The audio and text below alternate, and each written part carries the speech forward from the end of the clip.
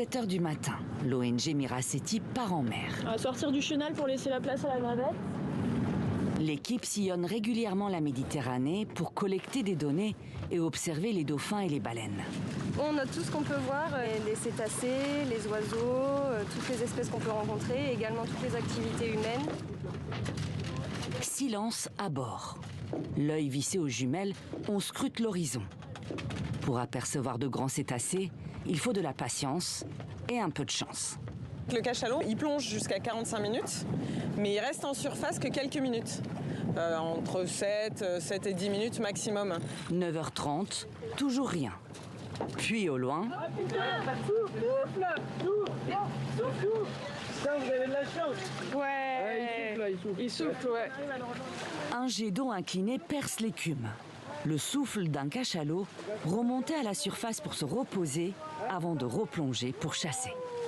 Bravo. J'adore quand on voit la queue. Belle caudale. Les rencontres avec les cachalots sont brèves et rares.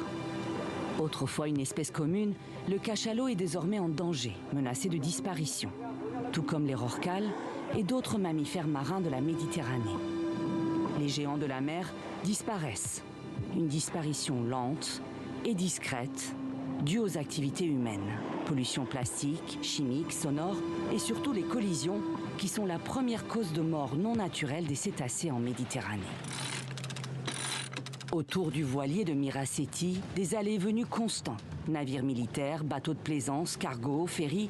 Alors l'ONG a mis en place un système de signalement en temps réel pour alerter les navires sur la présence des cétacés et les inciter ainsi à réduire leur vitesse. Là, je vais rentrer la position dans Repset pour pouvoir signaler à tous les autres navires qui vont passer dans la zone que là, il y a un cachalot qui a été vu à cet endroit-là. Donc il y a une zone de vigilance qui va s'afficher quand les navires vont s'approcher de cette zone-là, et de manière à ce qu'ils augmentent leur vigilance pour pouvoir éviter la collision. La Méditerranée représente moins d'1% des mers et des océans de la planète, mais concentre 25% du trafic maritime mondial. Un trafic en hausse constante. Direction Marseille, le plus grand port français en Méditerranée. Commandant d'un ferry, Dominique Battini fait des traversées quotidiennes entre Marseille et Ajaccio. Sa compagnie s'est dotée du système Repset. On a une partie cartographie et une partie observation. En cas d'alerte, l'équipage peut réduire sa vitesse ou changer de cap. Mais le dispositif reste imparfait. Là où le système est un peu limité pour nous, c'est que les animaux se déplacent. Et donc si l'observation a été faite plusieurs heures avant notre passage, voilà, on ne pourra pas savoir avec précision à quel endroit il se trouve.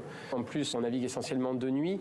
Donc là, nous, on est entre guillemets aveugles sur la présence de cétacés dans la zone où on navigue. D'où le nombre de collisions, 10 à 40 par an en Méditerranée. Et certaines sont fatales, comme pour cette baleine à l'agonie, amaigrie et amputée de sa nageoire après une collision ou une prise dans un filet. Ou plus récemment, ce cachalot venu chercher de l'aide auprès de plaisanciers. Des images récupérées par le chercheur et bioacousticien Hervé Glotin. C'est un animal qui s'est fait briser en deux par une rencontre, et il n'y a pas très longtemps parce qu'il est encore assez en forme. Donc ça, c'est complètement anormal. Il a la caudale complètement inversée à 90 degrés et elle est orthogonale à sa colonne. Donc il s'est fait briser tout l'arrière-train, quoi. Là, dans un mois, il est mort. Hein. Il est échoué ou il va plonger, mangé par les requins. Donc voilà ce qui se passe. Les animaux sont soit coupés, soit brisés. Depuis 10 ans, son laboratoire travaille sur des bouées acoustiques munies d'hydrophones pour détecter les sons des cétacés, prédire et signaler leur déplacement en temps réel. Là, on peut dire on a trouvé un animal ou un groupe d'animaux qui ont telle et telle taille, qui vont dans quel cap, à telle vitesse, qui vont rencontrer la route du ferry dans tant de temps, parce qu'on connaît la route du ferry, on connaît la route des animaux. Et donc, il faut alerter du problème. Et puis, pour la saison, pour la semaine en question, il faut prévenir et ralentir sur la zone. Mais la dernière version de cette bouée est encore en cours de test. Les scientifiques estiment qu'il ne reste plus que 200 cachalots dans le nord-ouest de la Méditerranée. Au rythme actuel des collisions et de la hausse du trafic, si rien n'est fait, ils auront tous disparu d'ici 20 ans.